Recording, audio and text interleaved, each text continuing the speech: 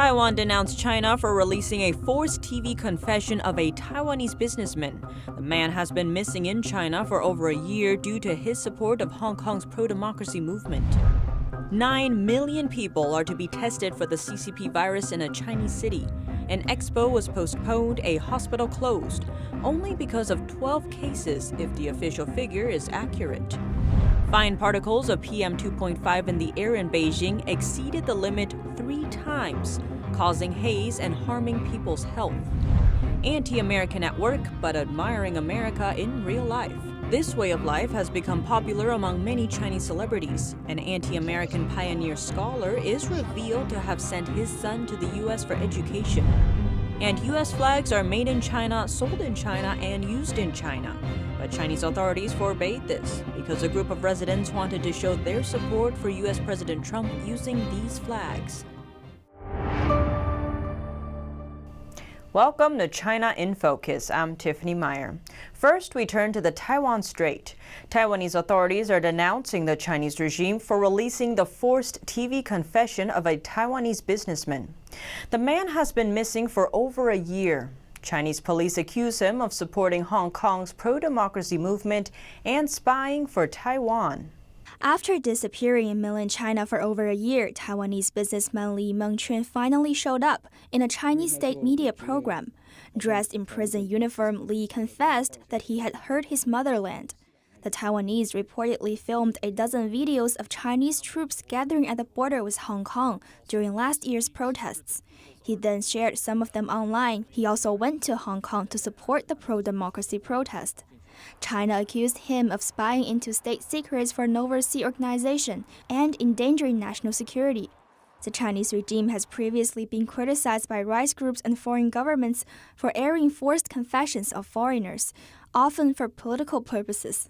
Beijing also claimed Li is just one of the hundreds of Taiwan spies they swept up in a new counterintelligence campaign. State media blasted Taiwan President Tsai Ing-wen, saying she had, quote, colluded with anti-China forces from outside and frequently stirred up trouble. Taipei authorities dismissed the spy accusation as a political stunt and demanded Beijing to release the man immediately. Everybody can tell that this is a type of setup, where China arrested him first and then forced him to confess. It's no use to verbally attack or try to intimidate the Taiwanese people. Also, China should not expect this to have any impact on Taiwan. This is the very reason why we don't want to be taken over by the Chinese. They just randomly arrest people, and no one knew it's actually the government that arrested him until a year later. You did not know what he was charged with until then.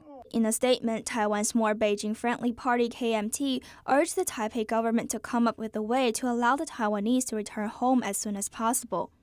The KMT said it hoped that China would handle the case with an open and transparent way.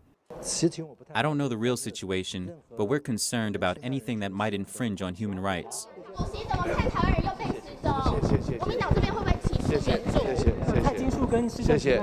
The spying accusation came after the Taiwanese president just extended an olive branch on Saturday, saying Taiwan wants to have a meaningful dialogue with China on an equal basis. Then, hours after her speech, Chinese state media released a video of military exercises simulating an invasion of Taiwan. Penny Zhou, NTD News. Now we turn to the South China Sea. Officials in Malaysia said on Saturday they had detained 60 Chinese nationals along with 6 fishing vessels. They've been accused of trespassing in Malaysian waters. Malaysia's Maritime Enforcement Agency said the vessels were believed to have been on the way to Mauritania, but had to stop due to a malfunction. Earlier this year, a Chinese research ship spent a month surveying Malaysia's exclusive economic zone. At the time, it was at a standoff with a Malaysian oil exploration vessel. And between 2016 and 2019, Malaysia reported about 90 intrusions by Chinese Coast Guard and Navy ships. Beijing has laid claim to most of the resource-rich South China Sea, which is also a major trade route. But other nations in the area sharply dispute it. Another Asian country is complaining about Beijing, this time over its actions on the East China Sea. Japan said on Sunday that 2 Chinese vessels entered what Japan considers its territorial waters near disputed islands. According to a Japanese Coast Guard, it marked the 21st time this year that Chinese boats have entered Japanese waters. Japan has complained of relentless intrusions in waters around the group of islands claimed by both nations. It is known as the Senkaku in Japan and the Diaoyu in China. 9 million people are to be tested for the CCP virus in China's eastern Qingdao city. Authorities ordered citywide testing Monday after 12 new cases came up. According to the announcement, all 9 million will be tested within 5 days. All 12 cases appear related to a hospital currently treating imported cases, but officials have not been able to trace the source of the outbreak. The hospital has since been locked down. Any buildings suspected of housing infected people have also been locked down. The Third People's Hospital of Qingdao City posted a notice at its entrance on Sunday. It said due to epidemic prevention and control measures, the hospital was designated as a backup hospital for virus treatment. All outpatient and emergency departments have been closed since then. The new cases came shortly after China had its week-long National Day holiday, where millions traveled across the country. The CDC in different cities are warning residents against visiting Qingdao.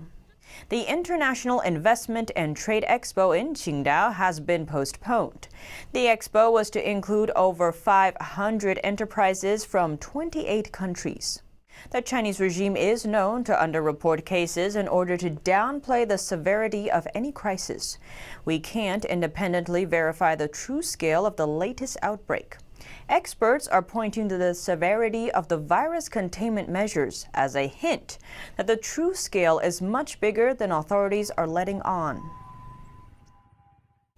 Australian researchers say the CCP virus can survive on banknotes, glass, and stainless steel for up to 28 days, much longer than the flu virus. They say cleaning and hand washing are especially important to combat the virus. Experts know the virus that causes COVID-19 can survive on some surfaces for days. But a new study has found it can remain infectious for 28 days under the right conditions. That's far longer than the flu virus, which can last for up to 17 days.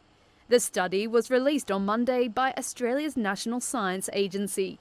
And researchers found the virus persisting on phone screens, paper money, and stainless steel. They say it shows how critical cleaning and hand washing are in fighting the pandemic.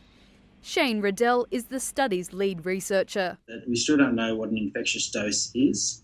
So even though we were able to recover infectious virus up to 28 days, that may not be enough to actually cause an infection. But I think the key message really is to wash hands where possible and sanitize your hands with an alcohol-based disinfectant often. One caveat, the experiment was done entirely in the dark without UV light. Direct sunlight has been shown to degrade the virus. It also survived longest at about room temperature rather than sweltering heat. And the study found that proteins and fats in body fluids help the virus last longer. So cool environments with high protein, one official at the Australian agency told Reuters, may help to explain the persistence and spread of COVID-19 in meat processing plants around the world. Now we turn to environmental concerns in Beijing. The city reported a spike in air pollution over the weekend.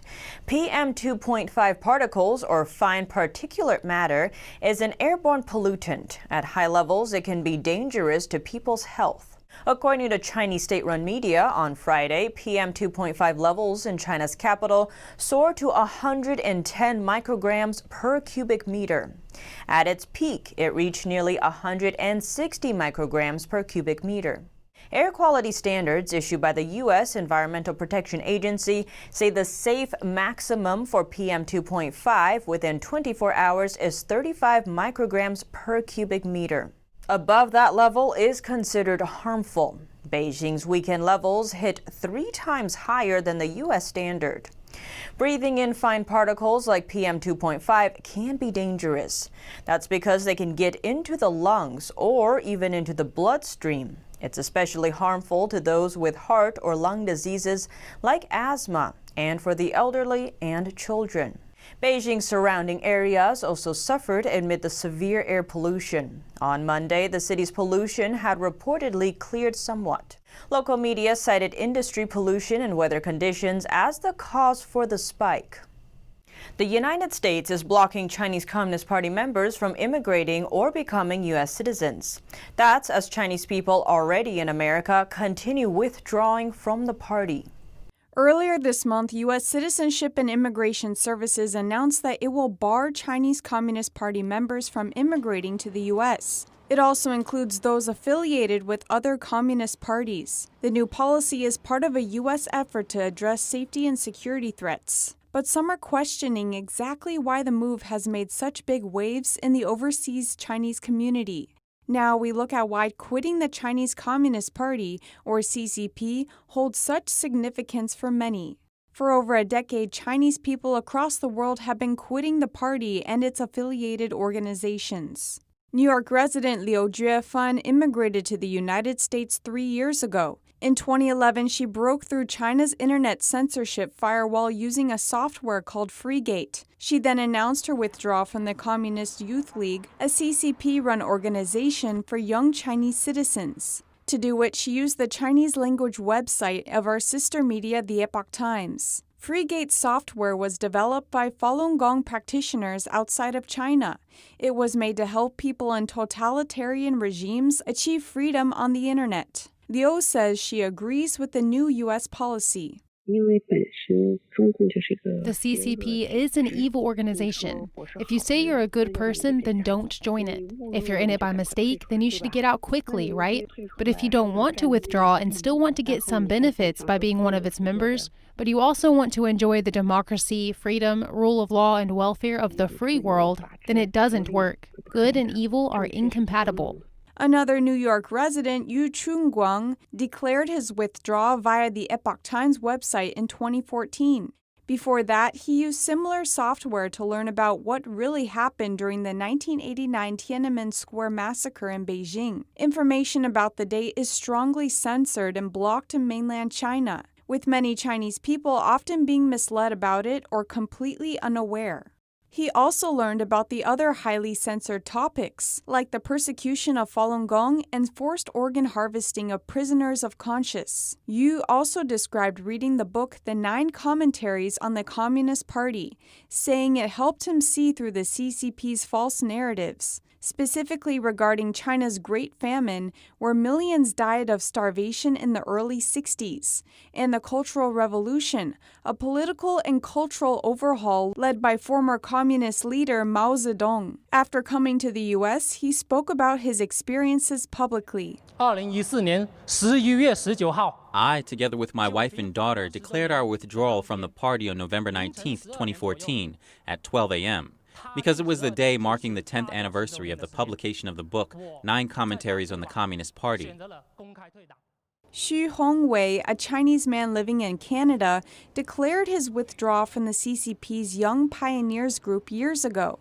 The group is run by the CCP's Youth League and is designed to instill loyalty to the party in children. Xu joined the Young Pioneers at a young age, like most Chinese children.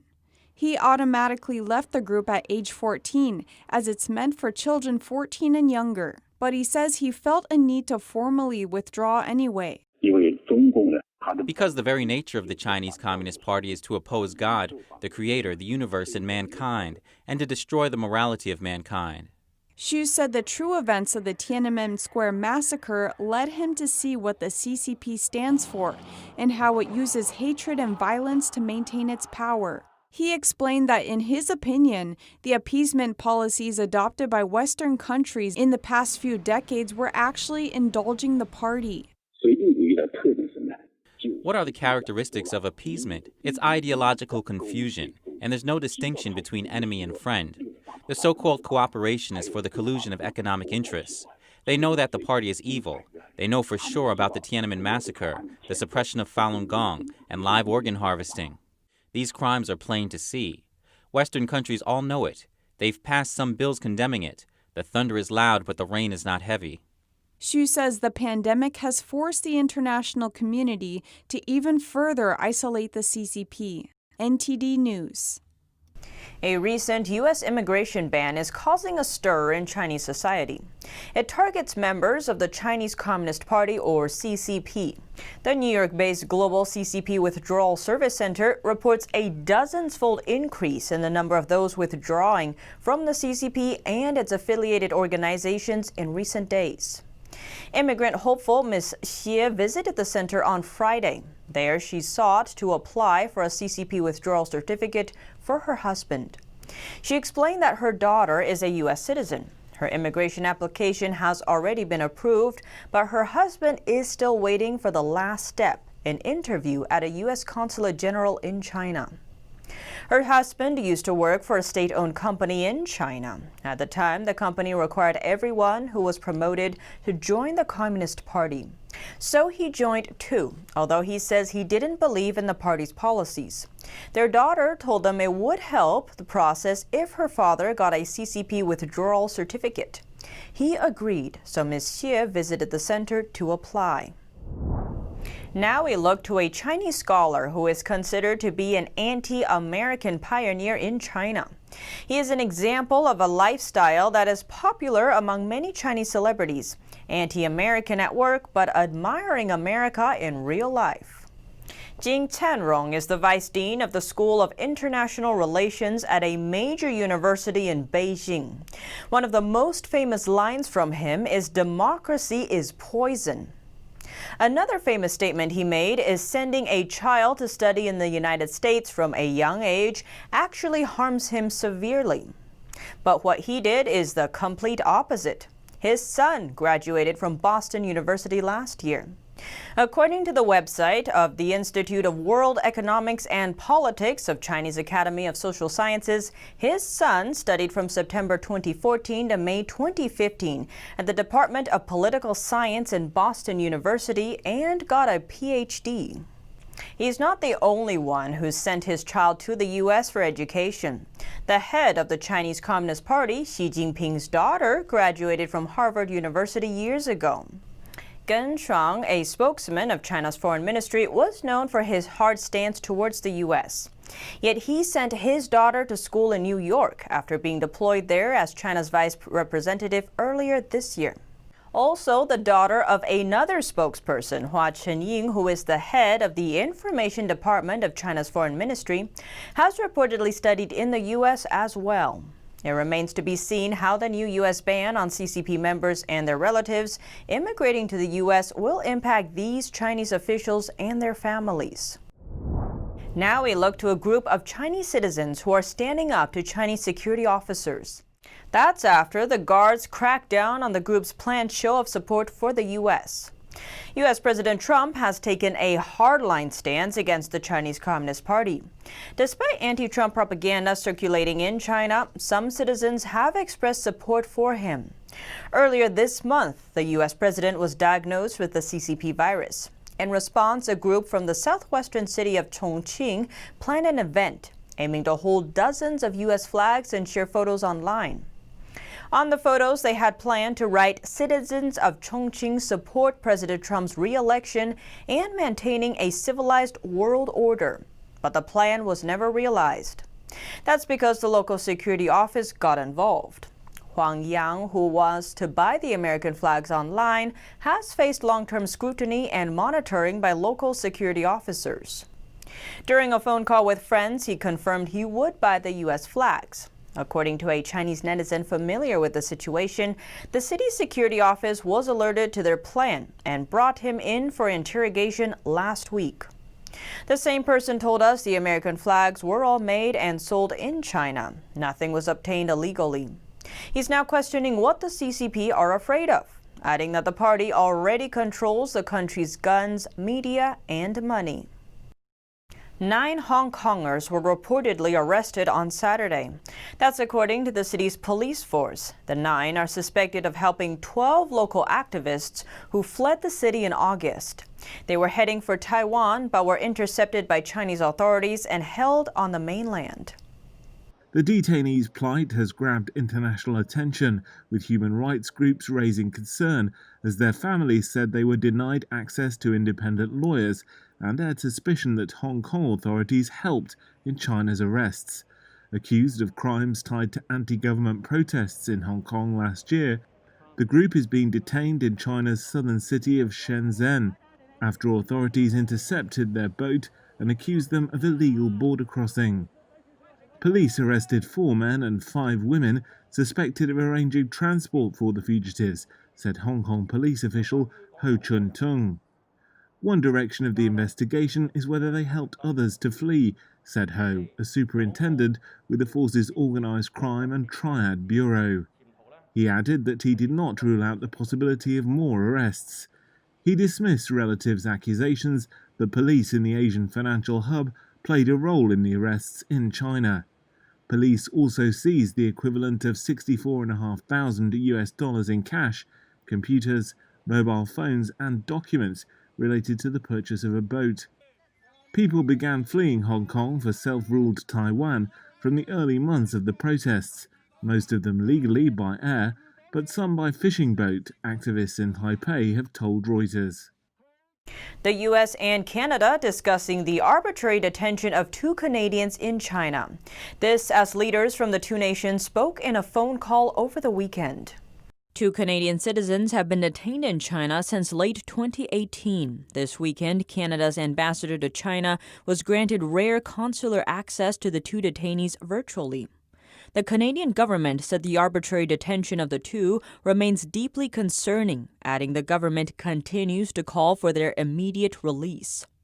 Michael Kovrig and Michael Spavor were detained in China and charged with espionage in December 2018. This came just days after Huawei CFO Meng Wanzhou's arrest in Canada. Meng was arrested on a U.S. warrant over her alleged violation of U.S. sanctions in doing business with Iran. The Canadians' arbitrary detention is seen by Western governments as retaliation for Meng's arrest.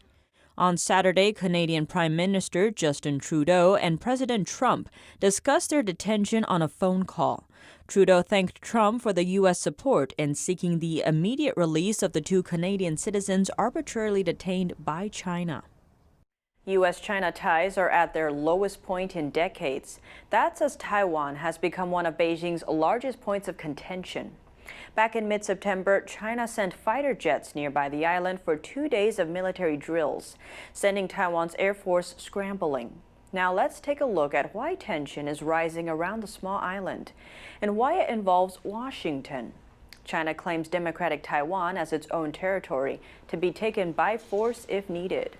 The island has lived with that threat since 1949, when nationalist forces defeated in the Chinese Civil War fled there. But looking at history, the U.S. played a complicated role in the Communist Party's eventual control of mainland China. During the first 2 years of China's Civil War, the U.S. aided then-ruler of China, the Nationalist Party, or KMT, providing weapons and funding. In 1945, U.S. Special Envoy George Marshall flew to China.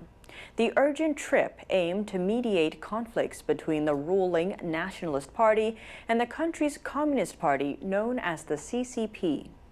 While there, Marshall met with Mao Zedong. At the time, the communist leader made promises about the CCP's vision for a democratic Chinese government.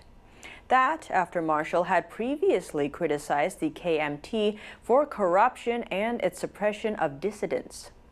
He had also demanded reform. As the Chinese war gained strength in 1947, Marshall pressured the KMT to stop its aggression in northeast China. The move gave the CCP breathing room. A CCP general later described the KMT's failure to push forward as one of its biggest mistakes. It became the turning point of China's Civil War. The U.S. also ceased military aid to the KMT in July 1946 and maintained a weapons embargo for a year. China's Nationalist Army, exhausted after the Second Sino-Japanese War, eventually lost control of China. The Communist Party used the opening to rise to power. In the first 20 years following the country's civil war, Taiwan was recognized by the international community as the only legitimate government of China. But before sunrise on December 16, 1978, Taiwan's then-president woke up to a phone call from the U.S.'s then-ambassador to the Republic of China. 7 hours later, the U.S. announced that it had severed diplomatic relations with the Republic of China, or Taiwan. Soon after, as of January 1st, 1979, it established relations with the communist regime occupying mainland China. It marked the end of the old triangular relationship between China, the United States, and Taiwan. But the U.S. and Taiwan kept up cooperation in some areas, like trade, commerce, defense, and culture. Taiwan was the United States' 11th largest trading goods partner as of 2018. Contrary to what the communist leaders promised George Marshall in the 1940s, mainland China did not become a democratic country following the CCP's rise. After retreating to Taiwan, the Nationalist Party also put the island under a one-party dictatorial rule for 30 years. Then in 1987, Taiwan's then president ended martial law. The island elected its first democratic president and adopted new legislature in 1996. Beijing saw the election as a Taiwanese pursuit of independence. In response, China's military fired missiles toward the island as a threat, causing panic there. The crisis was averted in the end due to U.S. intervention. Taiwan's opposition party later won the election in 2000, realizing a transition of power. The U.S. has stepped up support for Taiwan lately, sending top officials for 2 visits in as many months. The United States knows that we will always have a friend in Taiwan. That plus major new arms sales. Other than being an old ally and a fellow democracy, Taiwan also has strategic significance for the U.S. The island lies in a key location on the edge of the Pacific, between the disputed South China Sea and Japan. Secondly, it's a tech powerhouse, home to the world's biggest contract chip maker, Taiwan Semiconductor Manufacturing. The U.S. sees Chinese tech firms as a security risk. Its move to cut off Beijing's access to advanced chips, including those from Taiwan. But according to China's foreign ministry spokesman, Taiwan authorities are spending their taxpayers' money on defense. But no matter how much it spends on defense, Taiwan is still tiny. Confronting the mainland would be like an ant trying to shake a tree. A conflict over Taiwan may soon suck in the United States and its Asian allies. Though it's still up for debate whether or not Washington would come to Taipei's aid. The U.S. has never explicitly answered that question. The strategic ambiguity was meant to deter China. But as the CCP steps up its aggression, more are now calling for the U.S. to shift to strategic clarity, to clearly state that it will defend Taiwan. And that's all for today's China in Focus. Thanks for watching and see you tomorrow.